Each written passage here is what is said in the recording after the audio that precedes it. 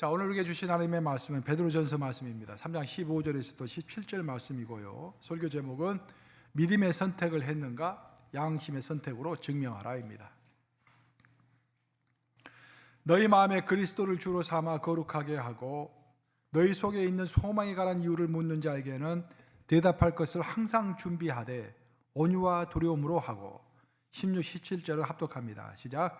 선한 양심을 가지라. 이는 그리스도 안에 있는 너희의 선행을 욕하는 자들로 그 비방하는 일에 부끄러움을 당하지 않게 하려 함이라. 선을 행함으로 고난받는 것이 하나님의 뜻일진데 악을 행함으로 고난받는 것보다 나으니라. 살아계신 하나님의 말씀입니다. 성경에 나오는 하나님의 창조 원리를 보면은요, 하나님은 주로 짝을 이루어서 창조를 하셨습니다. 그것이 이제 우리 일상의 삶 가운데서도 창조 원리로 받아들이고 또 적용해야 할 부분인데요. 예를 들어 보면 하나님께서 어둠 가운데 빛을 창조하심으로 어둠과 빛이 짝을 이루게 하셨습니다. 또 원래는 온 우주가, 온 지구가 바다 투성이었는데 그 바다 가운데 육지가 드러나게 하심으로 바다는 육지를 침범하지 못하게 하시고 육지는 바다를 또 침범하지 못하게 해서 바다와 육지가 짝을 이루도록 하셨습니다. 원래 하나님은 아담, 남자만 창조하셨는데 혼자 독처하는 것이 좋지 않다고 생각해서 그의 짝을 이루어서 하와라고 하는 여자를 창조해 주셨습니다. 또 하나님은 우리에게 남만 주신 것이 아니라 우리가 안식을 취할 수 있도록 밤을 주심으로 일할 때와 쉴 때를 구분할 수 있도록 짝을 지어서 우리에게 날을 주신 것입니다. 우리의 신앙도 똑같습니다. 우리의 신앙은 모든 것이 짝입니다. 그 짝을 잘 이루어서 균형 잡히게 신앙생활을 해나가는 사람이 현명한 사람인 줄로 믿습니다. 그럼 제가 여러분들의 질문할게요. 여러분, 믿음의 짝은 뭡니까? 믿음은 무엇과 짝을 이루어야 합니까? 야고보 사도는 믿음은 행위와 짝을 이루어야 한다라고 이야기했습니다. 맞죠? 우리의 믿음은 행위와 짝을 이루어야 합니다. 하지만 성경을 보면은 믿음은 행위와 짝을 이룰 뿐만 아니라 또 한 가지와 필연적으로 짝을 이루어야 한다고 굉장히 여러 군데에서 여러 번 강조하고 있는데 그것이 뭘까요? 우리의 믿음은 반드시 양심과 짝을 이루어야 한다고 성경에서 자주 언급하고 있는 것입니다. 우리가 사도행전을 읽어보면은 사도 바울이 벨리스 총독 앞에서 신문을 받게 됩니다.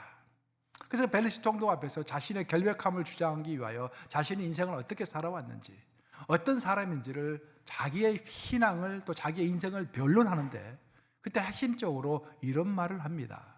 사도행전 24장 16절 말씀인데 우리 한번 같이 읽어보겠습니다. 시작. 이것으로 말미암아 나도 하나님과 사람에 대하여 항상 양심의 꺼리낌이 없기를 힘쓰나이다. 제일 먼저 이것으로 말미암아라고 이야기하는데 이것은 바로 그 전절에 나오는 15절에 나오는 말씀을 받는 것이죠. 15절에 보면은 이 마지막 날이 되면은 의인과 악인이 동시에 부활해서 하나님의 심판을 받는다라는 이야기를 사도 바울이 하고 있습니다. 우리 모두는 인간으로 태어난 그 모든 존재는 그가 악인이 됐든지 선한 사람이 됐든지 마지막 날에는 전부 다 부활의 몸을 입게 됩니다. 지금 우리 교회 새로운 동산 묘지를 팔고 있는데 아주 호응이 좋은 것 같아요. 여러분들 많이 좀 이렇게 지원하시는 것 같아요. 지난주도 몇 분이 또 구입하셨는데 우리가 죽어서 묘지에 묻히면 그걸로 끝나는 것이 아니라 마지막 때가 되면은요 천사의 나팔 소리가 울릴 때 그때 우리 죽은 육체가 부활하면서 하늘에 있는 영과 나의 영과 합쳐지는 것입니다. 부활의 몸을 입게 되는 것입니다. 그 부활의 몸을 입는 순간에 하나님으로부터 모든 것에 대한 심판을 받게 되는 것입니다.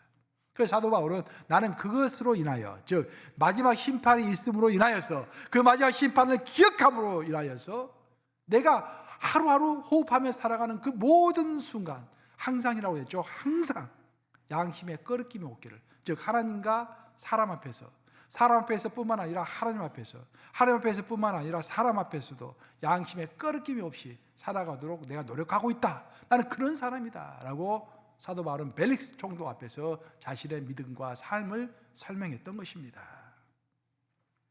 한 사람의 믿음이라는 것은요 그 사람의 양심적 행동으로 증명되게 되어 있습니다. 만약 어떤 사람이 나는 믿음이 있다, 내 믿음은 대단한 믿음이야 간증도 한다고 하십시다. 하지만 그는 자신의 믿음이 있다고 스스로 이야기하지만 그 믿음이 증명될 때까지는 그것은 한 사람의 주관적인 주장일 뿐입니다. 내가 아무리 내가 믿음이 있다고 주장한다고 할지라도 내 믿음은 그것이 증명되기 전까지는 한 개인의 주관적인 믿음에 해당될 뿐인 것입니다. 하지만 그 사람의 믿음이 모든 사람에게 객관적으로 인정받기 위해서, 또 하나님 앞에서 객관적으로 인정받기 위해서는 그 사람이 일상의 삶에서 내리는 양심의 선택, 양심의 행동, 그것이 하나님과 사람 앞에서 올바르게 드러날 때, 그때서 우리는 이 사람이 진짜 믿음을 가지고 있구나 라고 인정하게 되는 것입니다. 바로 그래서 사도 바울은, 그 위대한 믿음의 사람 사도 바울은 믿음과 양심을 딱 구분해 가지고, 나는 이미 믿음이 있는 사람이지만 그래도 양심의 끄름이 없게 하기 위하여 항상이라는 말 쓰고 있죠. 항상 노력하는 사람이다 라고 이야기를 하고 있는 것입니다. 이로써 우리가 알 수 있는 것은, 우리가 믿음이 있다고 해서 양심이 자연적으로 따라오는 것이 아니다라는 것입니다. 우리가 믿음이 있을지라도 내 양심이 파릇파릇 살아있는가 항상 점검하며 살아갈 줄로 믿습니다. 양심은 정수기의 필터와 같은 것입니다. 정수기, 우리 교회도 정수기가 몇 개 있는데, 정수기에 이제 물이 이렇게 나올 때, 물에 불순물들이 있잖아요. 그러니까 불순물들을 거르기 위하여 정수기 필터를 한번 쭉 통과해서 물이 나오는 거예요. 그럼 그 물을 안심하고 우리가 마시는 것이죠. 마찬가지로 우리의 믿음도 불순물이 섞여 있을 수 있다라는 것입니다. 나도 모르게 내 욕심이 섞여 있을 수도 있고, 내 정욕이 섞여 있을 수도 있고, 그래서 자꾸 합리화하면서 살아갈 수 있다라는 거예요. 그래서 나도 모르는 사이에 내 믿음에 어떤 찌꺼기가 있다고 한다면 그것을 거르기 위해서 한번 통과해야 할 필터가 있는데, 그것이 바로 양심이다라는 것입니다. 성경은 수천 년 전에 쓰여진 글입니다. 그렇죠? 근데 이 글을 읽으면은, 이것을 이제 수천 년 전에 쓰여진 성경 말씀을 오늘 2024년에 적용을 해야 하는데, 그 적용할 때 성경을 해석해야 합니다. 근데 많은 경우에, 참 불행하게도 많은 경우에 사람들은 성경을 자기 유리할 대로 해석하는 거예요. 객관적으로 해석하는 것이 아니라 자기 유리할 대로, 자기 상황 가운데서 성경 말씀을 해석하는 것입니다. 저를 비롯한 목회자들, 저뿐만 아니라고 생각하는데, 목회자들이 설교 준비할 때 가장 어려운 것 중에 하나가 뭔지 아세요, 여러분들? 설교 그 자체는 물론 쉽지는 않지만 그렇게 어렵지도 않습니다. 왜냐하면 항상 성경 말씀을 생각하고 살아가는 목회자이기 때문에 그냥 신문 기사 하나만 봐도 설교 내용이 나와요. 이것을 딱 신문 기사 내용을 보면 이것을 이렇게 설교해야겠다, 이렇게 적용해야겠다. 그렇게 어렵지는 않습니다. 하지만 가장 힘든 게 뭐냐면은 설교 내용 중에 자꾸 내 생각이 파고드는 것입니다. 내가 하고 싶은 이야기를 이걸 들어가지고 이 성경 구절을 들어서 이야기하겠다, 그런 생각이 들 때가 있어요. 그런 마음을 추스리는 것, 그것이 쉬운 게 아니에요. 그게 어려운 거예요. 그래서 제가 기도할 때 항상 어떻게 기도합니까? 주여, 마지막에 주여, 내가 주님의 귀한 말씀을 선포할 때 가감없이 정확하게 주님의 뜻대로만 선포하게 해주시옵소서, 도와주시옵소서라고 기도하잖아요. 내 뜻대로 선포하면 안 되잖아요. 가끔씩 보면은 대표 기도하러 나오신 분들 보면은 가끔씩 대표 기도라는 형식을 빌려서 자기가 하고 싶은 일을 하고, 자기가 하고 싶은 말을 할 때가 있어요. 여러분들 딱 들어보면 알겠죠? 이 사람은 이게 아닌데, 이거 자기 하고 싶은 말을 지금 대표 기도한 자리에 나와서 하고 있구나. 여러분 다 아는 거예요. 왜? 성령께서 우리 안에 있기 때문에. 바로 그겁니다. 우리가 성경 말씀을 읽더라도 순전하게 그 성경 말씀이 내 양심에 거울이 돼가지고 그 성경 말씀으로 나를 고쳐야 하는데, 오히려 그 성경 말씀을 이용해가지고 내가 하고 싶은 말을 자꾸 하는 사람이 있다, 이 말입니다. 바로 그것을 방지하기 위하여 하나님께서 우리에게 양심을 주실 줄로 믿습니다. 성경 내용을 바로 그래서 우리는 혹시 내가 바로 이런 양심에 꺼리끼는 행동을 하고 있는 것은 아닌지, 믿음을 핑계로 삼아서, 믿음을 방패 삼아서 나의 편견과 욕심을 주장하고 있지는 않은지 정말 곰곰이 생각해 봐야 할 심각한 문제인 것입니다. 사도 바울은 그의 수제자가 누굽니까? 디모데죠. 디모데를 가르치면서 이런 말을 했어요. 아주 중요한 말을 했습니다. 디모데전서 1장 19절 말씀인데 한번 같이 읽어보겠습니다. 시작. 믿음과 착한 양심을 가지라. 어떤 이들은 이 양심을 버렸고 그 믿음의 가라에는 파선하였느니라. 놀랍게도 사도 바울은 믿음과 착한 양심을 구별해서 이야기하고 있습니다. 그냥 믿음만 이야기하지 않았어요. 디모데야, 너가 에베소 교회 담임 목사로서 행할 때 반드시 너에게는 믿음과 착한 양심이 함께 가고 있는지를 살펴보아라. 믿음만 가지고 착한 양심이 없는 것은 굉장히 위험한 것이고, 착한 양심만 있고 믿음이 없으면 그 사람은 구원받지 못한 사람이다, 그런 이야기예요. 그래서 너는 신앙생활에 나갈 때 영적 지도자로서 너가 믿음뿐만 아니라 착한 양심도 가지고 있는지 매일 항상 점검해라 라고 이야기하면서 그 밑에 아주 중요한 이야기를 하고 있는데, 어떤 이들은, 어떤 사람들은 이 양심을 버렸고, 여기서 버렸다라는 것은 영어로 reject 했다라는 표현으로 되어 있어요. reject, 버렸다는 거예요. 무시했다 이 말이에요. 자꾸 뭔가를 요청하면 양심이 나에게 요청하고 있음에도 불구하고, 양심이 그건 틀렸어 라고 이야기하고 있음에도 불구하고 내가 그 요청을 reject하고 무시하는 경우에 그 믿음에 관하여는 파선하였느니라. 그 믿음 자체가 파선되어 버린다라는 아주 놀라운 이야기를 하고 있습니다. 즉 양심을 지키지 못하면은 그 귀한 믿음이, 우리에게 구원을 가져다 주는 믿음 자체가 파선해서 없어질 수 있다라는 충격적인 이야기를 우리에게 해주고 있는 것입니다. 바울은 디모데전서에서만 믿음과 양심이라는 그 구절을, 믿음과 양심을 쌍으로 해가지고, 짝으로 해가지고 무려 3번을 언급하고 있습니다. 믿음은 반드시 착한 양심과 함께 가야 한다는 그런 내용입니다. 그러면서 사도 바울은 계속해서 그 다음 절에서 양심을 무시함으로 인해서 믿음이 파손된 예를, 그 예시를 하나 들고 있는데, 믿음은 있으나 양심이 없어가지고 파손된 두 사람이 있었는데 그게 바로 후메네오와 알렉산더라고 이야기를 하고 있습니다. 우리 그 다음 절 20절 한번 같이 읽어보겠습니다. 시작. 그 가운데 후메네오와 알렉산더가 있으니 내가 사탄에게 내준 것은 그들로 훈계를 받아 신성을 모독하지 못하게 하려 함이라. 후메네오와 알렉산더는 내용을 쭉 살펴보면요, 그들은 교회의 영적 지도자였습니다. 그들은 스스로가 다른 사람들을 가르치기를 즐겨했고 스스로 성경 공부 교사가 되고 싶어 했습니다. 그리고 그들은 사람들로부터 존경받기를 원했습니다. 영적 지도자로서 교회에서 그래서 좀 어깨 좀 펴고 이렇게 좀 존경 좀 받고 그러고 싶었던 사람들이에요.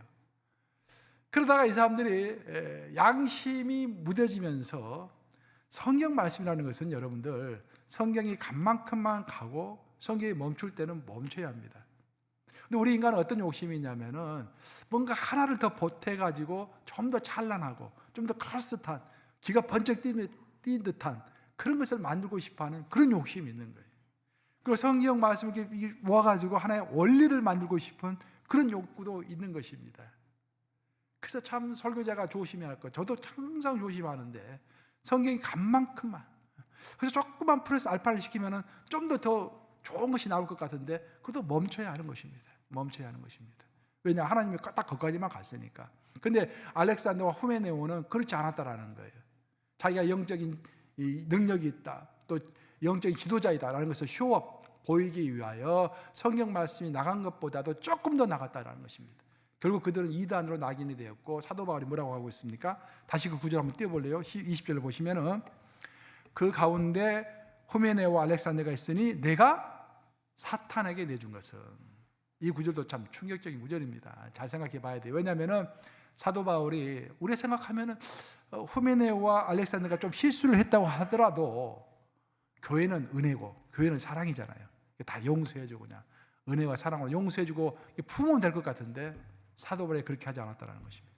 그들을 사탄에게 내주었다. 이 말은 교회에서 쫓아냈다라는 것입니다. 왜 그랬을까? 그들이 미워서일까? 그들을 징계하기 위해서일까? 그게 아니다라는 거예요. 그 길만이 그들이 혹시라도 회개하고 돌아올 수 있는 유일한 길이라고 사도 바울이 생각했기 때문입니다. 그들이 교회에서 쫓겨나서 고생 가운데서, 고난 가운데서 있다가 혹시 그 가운데서 힘들어하면서 혹시라도 하나님께 회개하고 교회로 다시 돌아올 수 있으니 그것을 바라면서 사탄은 그들을 사탄에게 내주었다. 사도 바울은 사탄에게 내주었다라고 설명하고 있는 것입니다. 결국 후메네오와 알렉산더의 문제는 뭐냐면은 양심의 소리에 귀를 기울이지 않았다라는 것입니다. 하나님은 양심을 통해서 우리에게 말씀하시는데 그 양심의 소리에 귀를 기울이지 않았다라는 것입니다. 그들은 양심의 소리를 reject, 양심의 소리를 무시했고, 더 나아가서 자신들이 올바른 일을 하고 있다고 스스로 합리화했다라는 것입니다. 이것이 굉장히 위험한 것입니다. 합리화라는 단어가. 그 결과 그들의 믿음은 더 이상 정상적으로 작동하지 않았고 파산해 버린 것입니다. 이에 사도 바울은 그들을 통제하는 것이 불가능함을 깨닫고 일시적으로 그들을 사탄에게 내주었다라고 본문은 소개합니다. 사는 여러분, 이처럼 우리가 믿음만 강조하고 그 믿음의 실천이, 내 믿음의 실천이 정당한지 정당하지 않은지 그것을 내 양심에 비추어서 생각해 보지 않으면은 이렇게 우리는 하나님의 이름으로 뻔뻔한 행동을 할 수도 있다라는 것입니다. 믿음은 있으나 양심이 없었던 대표적인 사람이 누굴까요, 여러분? 신약 성경을 보면은 믿음은 있어. 분명히 또 믿음도 강하고 보통 믿음이 아니야. 그러니까 스스로 믿음이 있다고 주장해. 근데 양심이 전혀 없었던 사람들이 있었습니다. 누굴까요, 여러분? 바리새인들. 예수님이 가장 싫어하는 사람들이 누굽니까, 여러분? 바리새인들 예수님이 가장 싫어했다고 그랬죠. 예수님이 가장 바리새인들을 싫어하셨고 악마의 자식들이라고 그랬어요. 예수님이 가장 싫어하는 사람들이 바리새인들이었는데 그 바리새인들의 특징이 믿음은 아주 강합니다. 그 보면은 하루에 6번 기도했다고 그랬잖아요. 그리고 12조는 물론이고 뭐 헌금은 물론이고 뭐 기도 생활뿐만 아니라 구제하는 거, 뭐 성경 암송하는 거, 뭐 아주 빠질 것이 없도록 열심히 했던 사람들입니다. 그런데 딱 한 가지가 부족했어요. 양심이 없었던 것입니다. 양심의 소리에 귀를 기울이지 않았던 것입니다. 그러다 보니까 그 신앙이 형식주의로 흐르게 되었고 예수님 보시기에 가증한 것이 되어버린 거예요. 그래서 놀랍게도 예수님이 가장 싫어했던 사람이 바로 바리새인들이었다라는 것은 우리에게 큰 교훈을 주는 것입니다. 제가 잘 아는 믿음이 좋으신 분이 한 분 계세요. 그분의 직업은 수산업입니다. 그분은 기도만 했다면 하나님께서 응답하시고 예수님 너무 사랑하시요. 그래서 나는 예수님 사랑하는 사람이다 라고 이제 여러 군데 다니면서 간증도 하시고 막 신앙생활도 전도도 열심히 하시고 인기가 좋았어요. 근데 그 사람이 이제 중요한 계약을 한번 하게 된 거예요. 자기 이제 비즈니스와 관련해 가지고 상대방과 이제 계약만 사인만 하면 이제 계약이 성사되는 거예요. 큰 돈을 벌게 되는 것이죠. 이제. 기대하고 딱 그 장소에 나갔는데 갑자기 상대방이 물어보는 거예요. 혹시 당신 예수 따라가는 예수쟁이 아니에요? 하고 물어보는 거예요. 근데 그 사전에 입수한 정보에 따르면 상대방은 아주 예수를 싫어하는 사람이에요. 교회도 싫어하고 그 소리를 들었어. 그래서 마음속으로 생각합니다. 내가 예수쟁이다. 내가 예수를 사랑한다. 나는 크리스찬이다 라고 이야기하면 계약이 성사가 안 될 것 같아. 근데 내가 예수를 믿지 않습니다 라고 이야기하면 내 양심이 나를 자꾸 추궁하는 거야. 그건 거짓말이잖아요. 이럴 수도 없고 저럴 수도 없어요. 여러분 어떻게 하시겠어요? 일생인데 큰 계약을 앞두고 있다고 한다면. 그래서 이 사람이 고민하고 있는데 사탄이 옆에서 속삭이더라는 거예요. 아니 이 사람은 좀 크게 생각해. 크게. 아니 계약하면 눈 한번 쫙 감고 계약을 하면은 이 돈이 생기잖아. 큰 돈이 생기잖아. 그 돈 가지고 선교 열심히 하고 전도 열심히 하고 지금 자네 교회 지금 음향 시스템이 고장 나 있잖아. 지금 그 음향 시스템 고칠 수 있잖아. 그러니까 빨리 사인해. 그렇게 이야기를 하는 거야. 근데 또 양심의 소리가 들려옵니다. 이건 아니다. 이건 계약을 못한 한이 있더라도 예수님을 부인하면 안 된다라고 이야기하는 거예요. 굉장히 혼란스러웠습니다.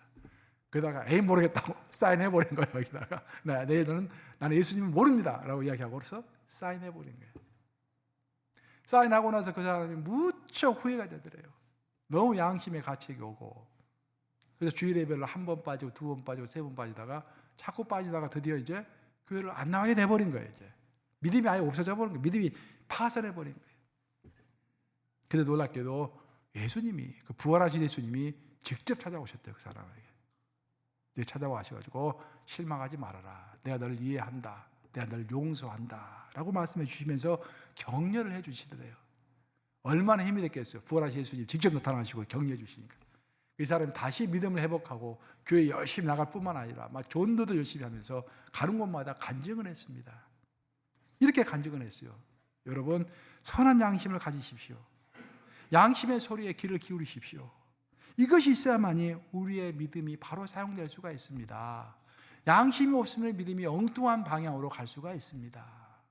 이것이 있어야만이 우리를 비방하는 이 세상 사람들을 우리가 이길 수 있는 것입니다라고 간증했다라는 거예요. 그 사람 누구겠습니까, 여러분? 베드로.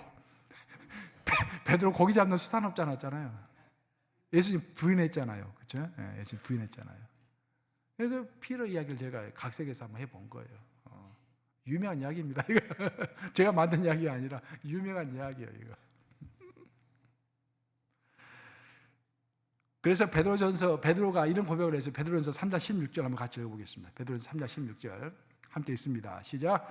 선한 양심을 가지라. 이는 그리스도 안에 있는 너희의 선행을 욕하는 자들로 그 비방하는 일에 부끄러움을 당하게 하려 함이라. 이 세상 많은 사람들은요, 우리가 믿음이 있다라고 하면은 진짜 내 믿음이 있는가 한번 보자라고 우리를 지금 관찰하고 있습니다. 지금 우리 크리스천들은 어항 속에 있는 금붕어예요, 금붕어. 어항은 어떻습니까? 어항은 투명하죠.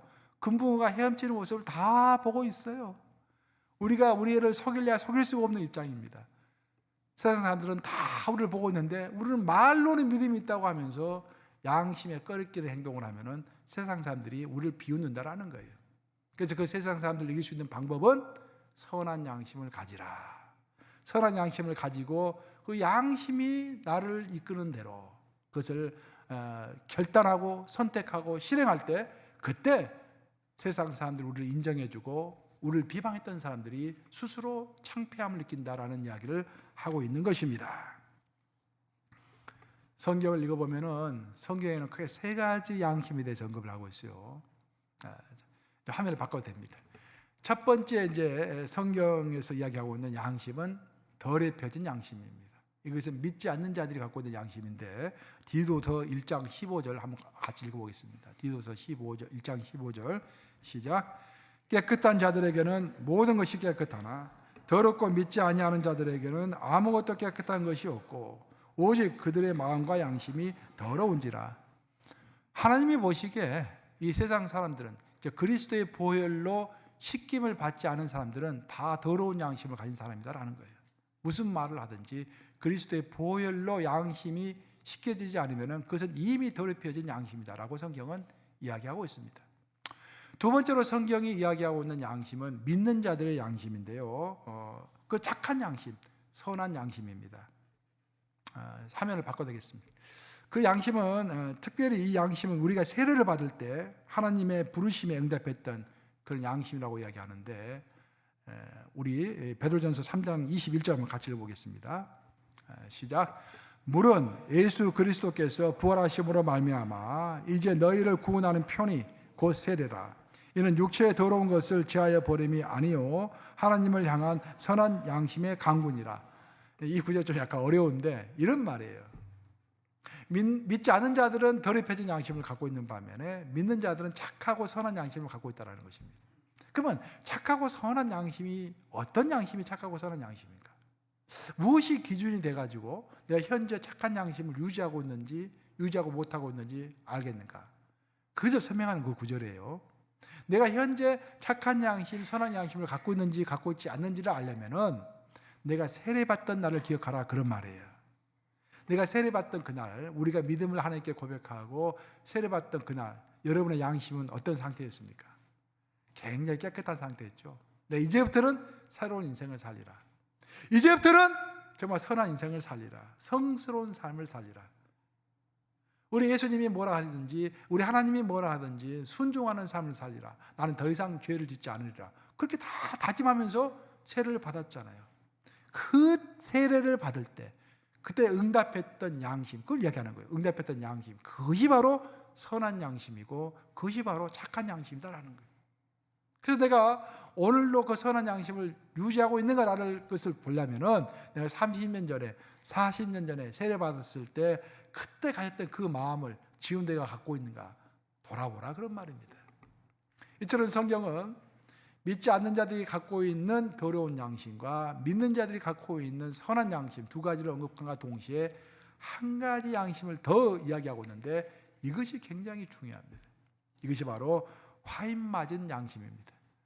디모데전서 4장 1절과 2절에 나왔는데 한번 같이 읽어볼까요? 시작.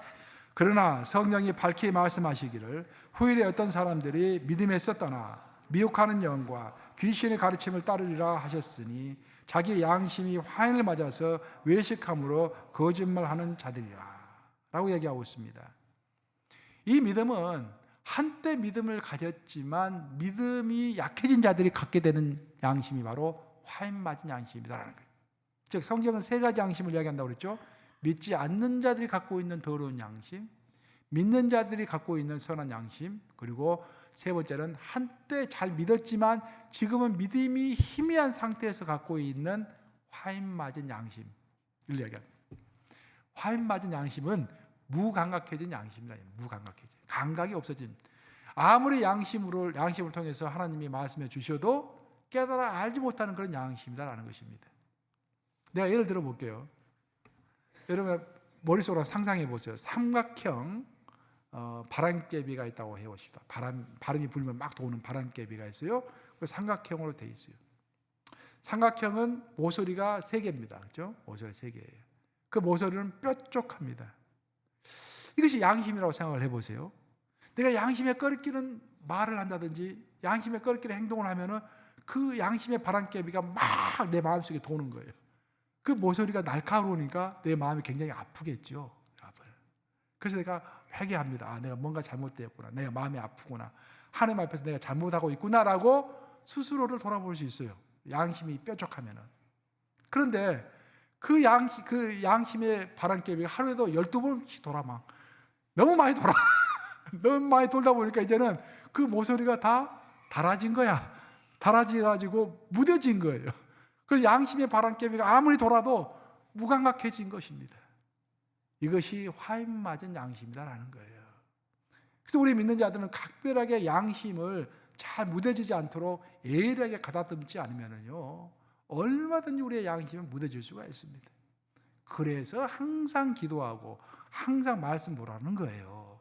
말씀을 하루에 10분이 됐든지 20분이 됐든지 말씀 대면하고 단 5분이 되더라도 하나님께 기도하고 그러면서 내 양심이 무뎌지지 않도록 하는 것이 중요할 줄로 믿습니다. 양심이 무뎌질 때 사람은 하지 말아야 할 것들을 여러 가지 모양으로 합리화하면서 그것을 하게 됩니다. 합리화라는 말이 굉장히 중요해요. 우리가 성경을 알고 있으면 성경 말씀을 그대로 받는 것이 아니라 내 목적을 이루기 위하여 합리화시키는 것 굉장히 위험할 줄로 믿습니다. 양심이 무뎌지면은 내가 지금 합리화를 시키고 있는 것조차도 모를 수 있다 그런 말이에요. 프랑스의 파리를 가면은 앵발리드 성당이 있죠. 아주 공대한 성당이 있죠. 앵발리드. 참 유럽을 가보면은 뭐 미국이나 뭐 한국을 비하하는 것은 아니지만 건물 하나를 짓는 때도 몇백 년씩 벌써 2세대, 3세대 지나면서 건물 하나를 짓잖아요. 아주 정교하게. 그 이제 파리가 자랑하는 성당 중에 하나가 앵발리드 성당인데 그 앵발리드 성당에 가면은 정중앙에 큰 대리석 관이 하나 있습니다. 그 관이 나폴레옹 이제 관이에요. 그 나폴레옹 관을 보면은 나폴레옹이 원래 1821년에 세인트 헬레나 섬에서 죽었죠. 세인트 헬레나 섬에서 탈출을 몇 번 시도했는데 끝까지 탈출하지 못하고 거기서 죽어서 그곳에 묻혔습니다. 그러다가 한 20년 흐른 다음에 그래도 국민들이 그래도 나폴레옹 용서하자. 나쁜 일 많이 했지만 용서하자 해가지고 이제 데리고 그 유해를 그 시체를 프랑스 파리로 데려와서 거기서 화장을 했습니다. 그 죄를 이제 그 앵발리드 성당 한 중간에다가 놓은 거예요. 이게 큰 대리석 관을 만들고. 근데 이제 그 무덤이 한때 유럽에서 큰 이제 논란의 대상이 됐는데 왜냐하면은 그 대리석 관을 이제 보려면은 그 대리석 관 입구를 이렇게 만들었어요. 크게. 그 입구 위에다가 나폴레옹의 유언을 이렇게 적어놨습니다. 나폴레옹 유언이 거기에 적혀진 나폴레옹의 유언이 뭐냐면은 나는 내가 죽었을 때 나의 유골이 세느 강변, 즉 프랑스 파리에 있는 세느 강변, 내가 그토록 사랑했던 프랑스 국민 한가운데서 안식 취하기를 원하노라라고 적어놨어요. 그게 이제 마지막 유언이에요. 이제 그 나폴레옹의 유언이 내가 죽으면은 세느 강변에, 즉 내가 그토록 사랑했던 내 그 프랑스 국민들 그 한가운데에서 내가 안식 취하기를 원하노라라고 해놨어요. 근데 거기서 문제가 됐던 구절이 내가 그토록 사랑하니라는 그 구절이 큰 문제가 된 거예요. 여러분 어떻습니까? 나폴레옹이 그토록 프랑스 국민을 사랑했습니까, 여러분? 역사를 파헤쳐 보면은요, 나폴레옹은 본인의 야망을 성취하기 위해서 수많은 사람들을 죽였습니다. 수많은 전쟁도 일으켰고요. 더 심하게는 그 젊은 병사들을, 아무것도 모르는 병사들을 다 러시아로 끌고 와가지고 그 시베리아에서 불어오는 벌판 그 바람에 다 얼어 죽게 만들었죠. 전부 자기의 야망 때문에 그런 일을 수행한 것입니다.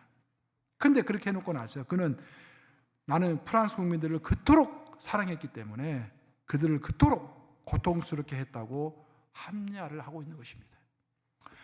이것은 만약에 히틀러가 다시 한번 살아난다고 한다면은 히틀러도 똑같은 이야기를 할 거예요.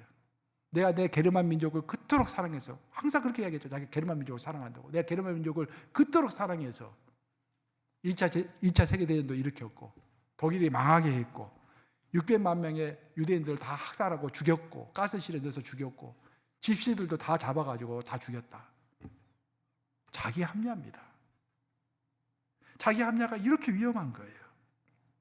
착한 양심을 통과하지 않은 자기 합리화는 파괴적인 것입니다.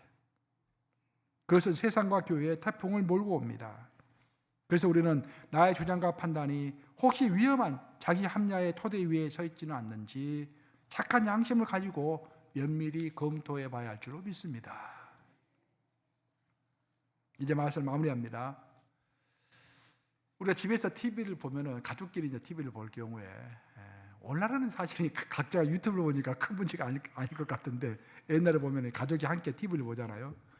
그런데 문제가 되는 게 아버지는 이제 풋볼 같은 운동 경기를 보고 싶어하고 엄마는 드라마 보고 싶어하고 아이들은 아이돌이 나오는 음악 프로그램 보고 싶어하고 각자가 다 취향이 다른 거야. 이게 문제가 되는 것입니다. 근데 가장 중요한 사람은 누가 되겠습니까? 거기서 리모컨을 쥐고 있는 사람이 가장 중요한 사람이 되겠죠. 리모컨을 누가 쥐고 있느냐, 그게 중요한 거예요. 여러분, 우리 신앙도 똑같습니다. 우리 신앙의 리모컨을 누가 쥐고 있느냐, 하나님이 쥐고 있느냐 아니면 내 신앙을 내가 쥐고 있느냐, 그건 굉장한 것입니다. 하나님은 보통 양심을 통해서 우리에게 말씀하세요. 우리의 양심은 하나님의 리모컨입니다. 그 리모컨을 통해서 우리를 움직이시고 우리에게 말씀하시고 우리가 스스로 우리의 행동을 교정하도록 해주시는 거예요. 근데 많은 경우에 그 리모컨을 우리가 하나님께 드리지 않고 내가 갖고 있는 것입니다. 성경을 읽어보면, 창세기를 읽어보면 노아 시대 이야기가 나옵니다. 노아 시대 때 사람들이 하나님을 몰랐던 것은 아닙니다. 그들이 하나님을 알고 있었어요. 하지만 결론적으로 구원을 받을 만한 믿음은 노아의 가족밖에 없었습니다. 그 외에 다른 사람들은 믿음은 가지고 있었지만 구원받을 만한 믿음이 없었던 것입니다. 왜 그런 결과가 벌어졌을까? 그들은 그들의 양심의 리모컨을 하나님께 내어드리지 않고 자신이 갖고 있었기 때문입니다.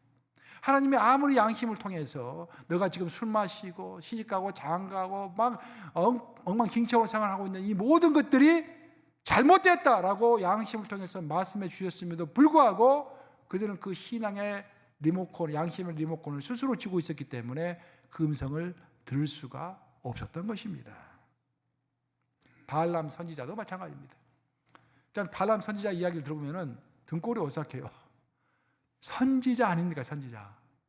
선지자는 어떤 사람을 선지자로 합니까? 하나님의 음성을 직접 듣는 사람이 선지자인 거예요. 하나님의 음성을 직접 듣는 사람이. 근데 발람은 하나님의 선지자였습니다. 근데 그는 하나님께 모든 것을 드렸지만 양심은 들이지 않았어요. 그래서 돈의 눈이 멀어서 하나님의 말씀을 왜곡해서 전하기 시작했습니다. 하나님은 양심을 통해서 그에게 이것은 잘못됐다라고 이야기했지만 그는 그 양심의 리모컨을 온전히 하나님께 돌려드리지 않았기 때문에 양심의 소리를 제대로 들을 수가 없었던 것입니다. 그래서 그는 믿음에서 파산했고 하나님으로부터 큰 징계를 받게 되는 것이죠. 착한 양심이 없는 믿음은 파산하는 것입니다. 하지만 양심의 소리를 듣는 믿음은요, 비록 한 번 넘어질지라도 다시 일어설 수가 있습니다. 양심이 살았기 때문에 그 소리를 들으면서 다시 일어설 수가 있는 것입니다. 우리가 복음서를 읽어보면, 요한복음을 읽어보면 이런 내용이 나오죠. 예수님께서 새벽에 사람들에게 성전에서 말씀을 가르치고 있었습니다. 그때 저기서 서기관들과 바리새인들이 씩씩거리면서 간음을 하고 있는 도중에 잡힌 그 여인을 끌고 왔습니다. 그 예수님께 물어보는 거예요. 예수님, 이 간음 중에 잡힌 여인입니다. 어떻게 합니까? 라고 물어보죠. 그때 예수님께서 유명한 말씀하셨잖아요. 너희 중에 죄 없는 자가 먼저 돌을 들어서 쳐라 라고 말씀하셨잖아요. 그러자 그 말을 듣는 사람들이 차례로 한 사람씩 예수님 눈앞에서 사라지더니 결국 그 자리에는 예수님과 그 간음 중에 잡힌 여인 두 사람만 남아 있었다고 했습니다. 그 구절을 요한복음은 이렇게 설명하고 있습니다. 요한복음 8장 9절인데 한번 같이 읽어보겠습니다. 시작. 그들이 이 말씀을 듣고 양심의 가책을 느껴 어른으로 시작하여 젊은이까지 하나씩 나가고 오직 예수와 그 가운데 섰던 여자만 남았더라. 왜 그들이 한 사람씩 예수님 눈앞에서 사라졌는가? 그들이 양심의 가책을 느꼈기 때문이라고 소개하고 있습니다. 천만다행으로 이들의 양심은 살아있었던 것입니다.